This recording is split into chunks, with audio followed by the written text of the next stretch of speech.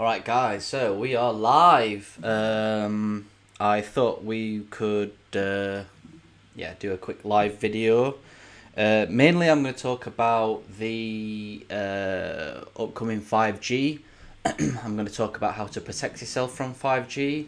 I'm going to give people some information on what 5G actually is, because I think there's a lot of misinformation, a lot of people not fully understanding 5G. So really I want to thank a client of mine. His name is Luke. I'm not going to say his full name, but he has quite bad EMF sensitivity, and he told me how he's protected his room from 5G. So I'm going to basically go over that. I've not tested it myself, obviously. I'm no longer sensitive to EMF sensitivity, so it wasn't a big thing that I needed to get into and sort of protect my room. I do feel like there is some problems with surrounding yourself by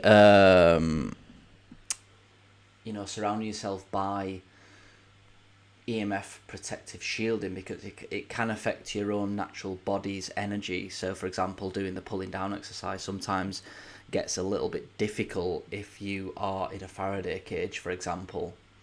But anyway, if you obviously do suffer from EMF sensitivity, it's going to be super important to obviously try and protect yourself from 5G as well, because 5G, we know the dangers of 3G and 4G and Wi-Fi, so we can only assume that 5G is going to be a problem too. So the first thing that I want to do is I want to just go through this really excellent PDF that Luke sent to me, and it's basically a really good overview of what 5G actually is. So I just want to kind of go through it, and after that we'll talk about protecting yourself, and we'll talk a little bit about nutrition and how the program helps to protect you from 5G as well. So this is a PDF. You can see the link at the top here on beneficialenvironments.co.uk. So these are some really simple, great facts about 5G that will give you a good understanding without going too deep into all of the research, etc. So first off, talks about the acoustimeter, which is a meter that they recommend for measuring 5G. It measures signals up to 8G. 8 gigahertz. The new 5G frequency bands are in the range of around 3.4 to 4.2. Some even lower frequency bands are in the 2G and 3G mobile phones will be reused for 5G. At present, the only use of millimeter waves above 30 gigahertz will be for localized experimental testing and other purposes. So this is an important first paragraph, basically just telling us what the main gigahertz is going to be, 3.4 to 4.2. We can only assume that the higher the gigahertz, the probably more damaging it's going to be for biology. But yeah, if you want to get one of these acoustimeters, then they obviously go up to 8 gigahertz, which would be really good for this new 5G rollout. However, in a few limited places in the USA, Verizon, I think it's pronounced, has launched its own 5G variant in the 28 gigahertz high band. The 2.6 and the 3.5 gigahertz bands will be increasingly used in the USA during 2019, other than in the city centre of some main cities until at least 2022. Anyone with a 5G mobile will usually be connected by 4G, not 5G. Many more base stations / masts located close together are required for widespread use of 5G, and this will take some years to roll out. So basically what they're saying is 5G is going to take a long time to roll out.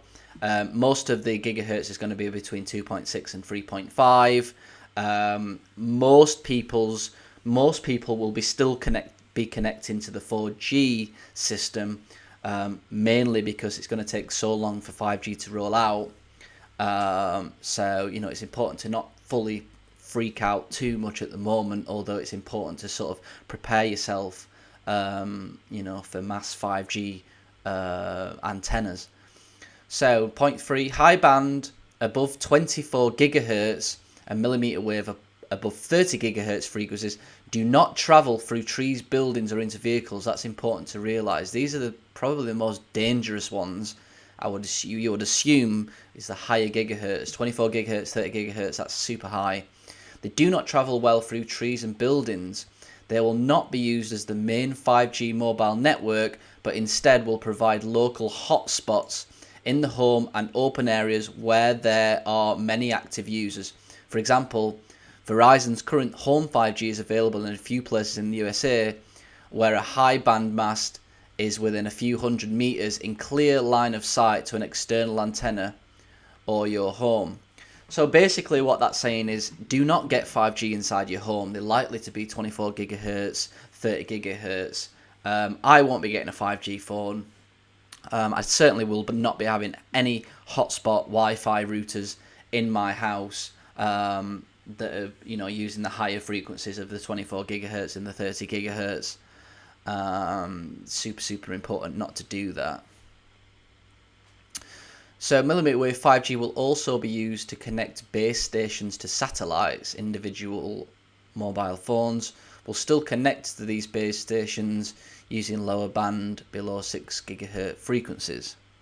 No scientific studies of the effects of 5G on cells of living beings have yet been carried out and published. I mean, that's a huge red flag. I mean, how can you release a new frequency that's going to wash the whole, basically entire planet without any tests being done on it? It's just absolutely insanity beyond anything. When you hear these people that call you crackpot conspiracy theorists, tinfoil hats, etc., etc. I mean, these people, how can they not agree that, the fact that there's been no scientific studies on these effects on cells and living beings is just absolute insanity. We are biological, electrical beings. We do get affected by these things. The fact that there's no test is just beyond anything that I can possibly think is even remotely logical. As mobile technology is evolving, the technical team at EMF Solutions Limited are continuing to test new high-band sensors as they become available. So far, most of them are far from ideal for broadband portable metering due to relativity, low sensitivity, and high power consumption. Our first 5G product is likely to only measure the high band above 24 gigahertz signals, and will be needed in addition to and not replacement of the. So basically, they're just saying that they think they're trying to create a meter to pick up the higher band frequencies, 24 gigahertz, 30 gigahertz, etc. But for now, you don't have to worry too much about the higher frequencies. You can basically use the acoustimeter to measure the 8 gigahertz. But basically, to summarize, 5G is to be avoided. There's been no tests done on it so far. Please do not get the 5G in the house or anything like that. Unfortunately, if you are living in a city or a town, at some point there probably is going to be 5G installed in your area. Luckily for me, I'm just on the outskirts at the moment, but it's definitely encroaching on me, and I'll be definitely thinking about moving more into the countryside to get away from it at some point. But for anyone that is being affected by 5G, by these new routers, new antennae that are on phone masts or whatever, or you live in a city and you can't move out, then Luke has basically shielded his bedroom to protect against 5G.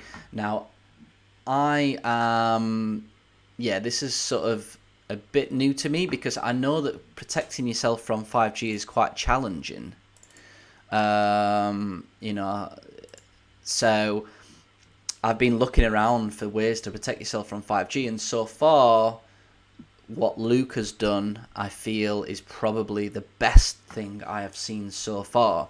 However, I will say, if you want to protect yourself from 5G, the best way to protect yourself from it is just to get away from it. I understand that's going to be difficult for a few people. It's going to be even difficult for me. Like, I don't want to move away from where I live. I like where I live. It's nice. I have everything set up.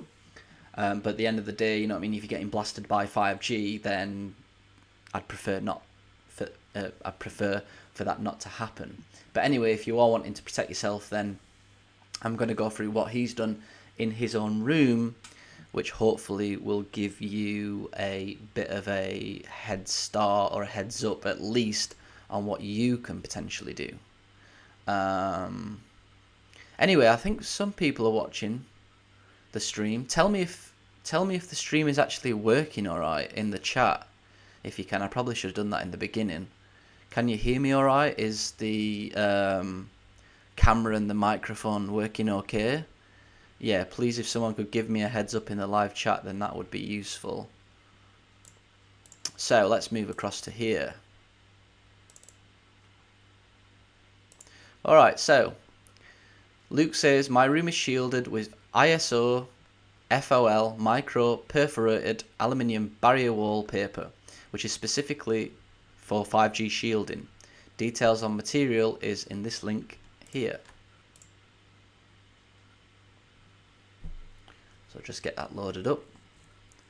But yeah, if anyone could give me a heads up whether the whether the stream is working alright, that'd be good. Alright, cool. Thanks, Liam. Appreciate it. So, yeah, this is what he has added onto his wall as wallpaper. So this is basically 0.008mm thick aluminium foil on one side. This was basically what I used when I was living in a Faraday cage, sleeping in a Faraday cage. You know what I mean? Like, I tried so many different things, and I just realised that the best thing to do is just to basically use some sort of solid aluminium. So this is $29.99 including VAT for 50 centimeters by 10 meters, and I assume that he's just put that all over his walls. Very high shielding factor, over 50 decibels, reducing microwave power by 100,000 times for 1 to 10 gigahertz. So that's going to be excellent for the 5G that's going up at the moment. Obviously, the higher frequency bands, the higher gigahertz, it will be more of a problem, but like it said in the notes, these can't travel very well through trees or houses or anything like that, so they're going to be mainly used inside houses and sort of outside in open areas like parks or whatever.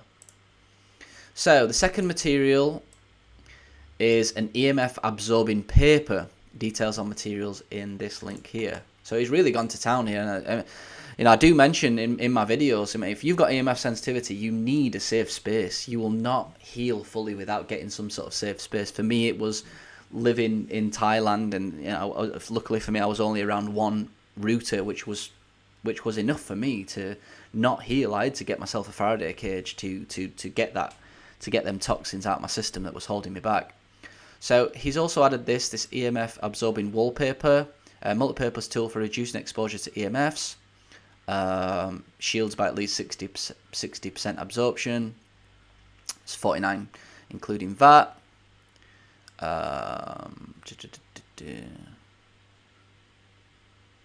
Yeah, maybe I can get in touch with Luke and just he could give us an update on sort of how he's added them onto his walls, in which order. That would be pretty useful.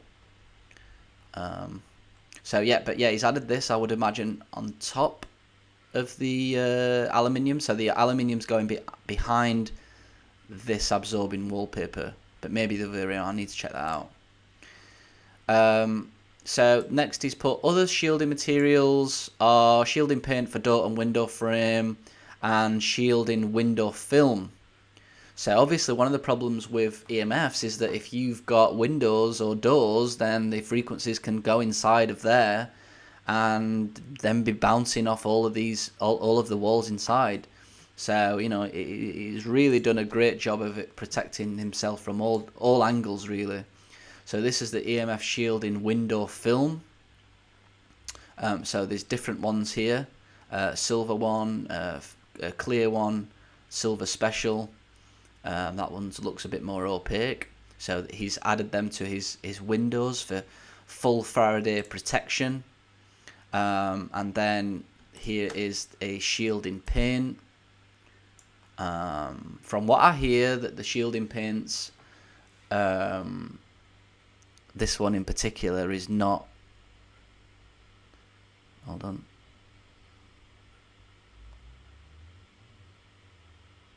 yeah, so it's solvent free, breathable, it's without graphite, so it's a pretty high quality paint, and from what I can see, the toxicity is pretty much non-existent.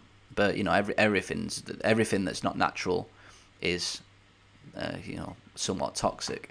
But the thing is with EMF is that it's it holds people back so much that I personally think that to get yourself shielded while you get the toxins out is just so important. You just can't move forwards. And I've seen that from myself, and I've seen that from other clients of mine, whereby they've been on the program and they've realised just through trial and error and experience that they just can't move forwards. And it's so amazing when I hear people who are suffering from EMF sensitivity get these some people move out into the countryside, some people create rooms like this, and they just heal so much quicker. And it's really, really makes me super, super happy when I hear these people, because it just fills me with joy that they've managed to reach the conclusion that they need some sort of safe space. So yeah, he's put the window film on his windows, the shielding on his doors, and that's it. So he's got the aluminium paper on all of the walls, along with this EMF shielding wallpaper, and then on the windows, this window film, and then there's the paint, which can go, I suppose it can go on doors or around areas that you can't get to. I suppose around window panes, for example, where you can't stick on wallpaper, you can put the paint on there. So he's basically created a really, really amazing Faraday cage. Now, I would hazard a guess that a wise thing to do would be to ground all of this. So I would I would get some sort of aluminium tape, like gaffer tape, but aluminium tape, or an aluminium wire, or something like that you can connect to the wallpaper or connect to wherever the doors, and you can run that down to the garden and buy an aluminium pole or a copper pole, like a stake, drive that stake into the ground and attach the wire or the aluminium tape onto that, so that you're grounding all of this too. Higher frequencies don't need grounding, they need a Faraday cage, but lower frequencies, which will be a problem too, which come from radio frequencies, telephone poles, they can come from computer wiring, wall wiring, all of these lower frequencies, they need to be grounded, so that's something I'm going to reply to Luke actually, and tell him that he needs to think about grounding this as well. So yeah, that's pretty much it for the protecting yourself section. I suppose then I just want to sort of discuss some of the things that's important to know when you are coming from this from a more biochemical stand. Basically, the main reason why people suffer from EMF sensitivity is because of the metals that are in their body. Copper is a highly conductive metal, aluminium's a highly conductive metal, and mercury is also a conductive metal. No surprise to me that there is aluminium in chemtrails. Every hair test I see, people are toxic in aluminium. And from my experience, really, to get over EMF sensitivity, you have to balance out copper. You've got to get the aluminium out of the system. So that's where the nutritional balancing program comes in. Also, adding things like kelp onto I will say I've nearly finished this video, but if you guys want to ask some questions, start writing them down in the chat now, and I'll get around to asking them. They don't necessarily have to be about EMFs. But yeah, I'm going to be wrapping this up pretty soon. But yeah, kelp is something that we add to everyone's programs. Kelp is amazing for EMF sensitivity. So if you're not taking kelp, I would definitely recommend that you start taking it. I know for some people it's a little bit stimulatory, but you got to try and start off slowly and work your way up to the kelp. I've bought a van. A self-sufficient van is really gives you a lot of freedom. One of the reasons why I bought it is, in this new phase of the game, we don't know what's going to happen. And, the thing is with a van, you've basically got a house on wheels. So if anything bad happens, all of a sudden you get 5G sensitivity, all of a sudden you've realised you've got to leave your house, or whatever, like you can drive around in your van. And you can go out into nature and do whatever there. And the good thing about a van as well is that they're made from, a conductive outside material, because it's a van. So it's basically a pretty decent Faraday cage already.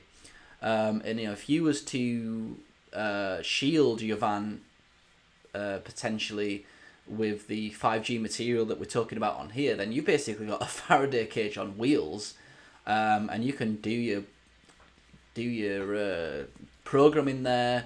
It's cheaper than buying a house, and I understand it's pretty extreme, but it does give you that sense of safety, that sense of security, that whatever happens, you've got that safe space that you can drive around, that you can go wherever you want to. You can still do the program, you can cook, you can meditate, you can do coffee enemas, you can do saunas in there if you want to. And that van for me has just given me that little sense of security, I suppose. I'm still living in my accommodation. I don't particularly want to move, but it does give you that, if things hit the fan, I can jump in there, I can head over to Wales, I can do whatever, I can head into the forest, whatever I want to do. Super helpful. So really, to sum up, yeah, you've got to create a safe space if you're EMF sensitive. Don't rush into creating a safe space, because I do feel like it affects your body's energy. If you can be in a position where you can get away from 5G, 4G by moving somewhere suburban, then that's going to be one of the best things to do.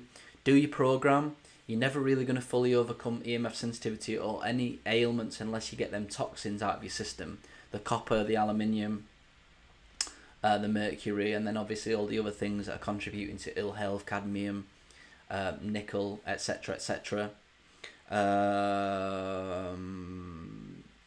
Think about other things. For me, it was a van.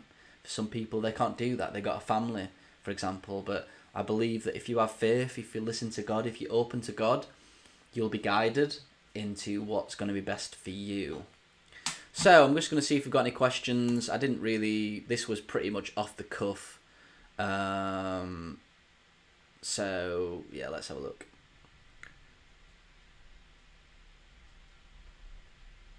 So yeah, just someone talking about hybrid cars. They emit so much EMF. This is going to be a big problem in the future, I think, because the rogues want to, from my understanding, they want to try and get rid of gas, diesel, petrol, because that creates a lot of freedom for people.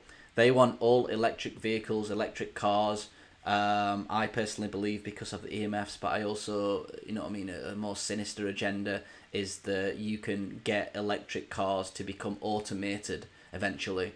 So the rogues will be able to tell you where they want you to go and where they don't want you to go, and that is more, lockdown and control. This is what's happening with Tesla at the moment.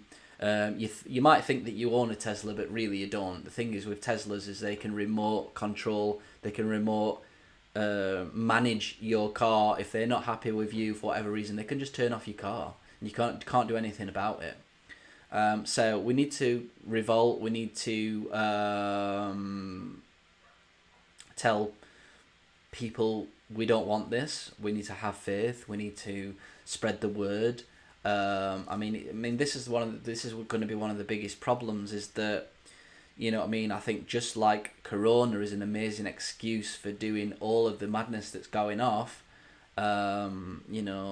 You've got to make a big enough excuse to start giving people mandatory vaccinations, to microchip people, to take away people's rights, and the next big excuse that's going to come is, oh, look what happened when we all went into lockdown. The pollution increased, the pollution decreased, the climate balanced out, all the greenery came back, nature came back. That's going to be the excuse to take away things like petrol and diesel, and say, well, we all need electric cars. That's going to be the excuse. That's going to be the next thing that's going to annoy everyone, with the sheep that just do not pick up on this.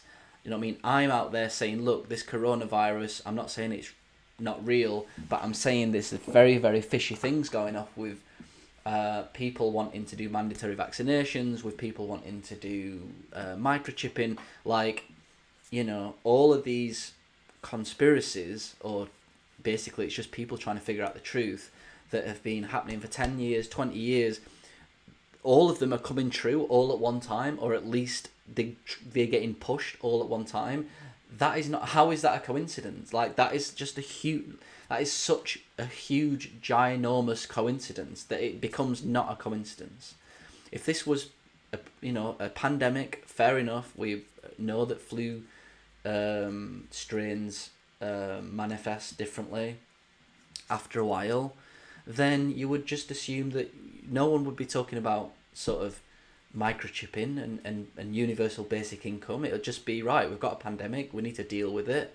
Do you know what I mean? We'll bring a vaccine out in 2 years, we'll give the vaccine to people that want it. It's a choice. But there's too many fishy things going off. And this, I believe that in the future, there's going to be a new approach, which is, look at how green the earth became when we all went into lockdown. And that's going to be the excuse for things like automated vehicles, tracking people. I think that's probably coming. So, but you got to fight up against it. Try not to get angry or frustrated too much. I know it's difficult. But yeah, we got to keep on going. So I got another question. EHS in the liver flush. What do you think? The liver flush is good for. Basically, a liver flush is quite hard on the body.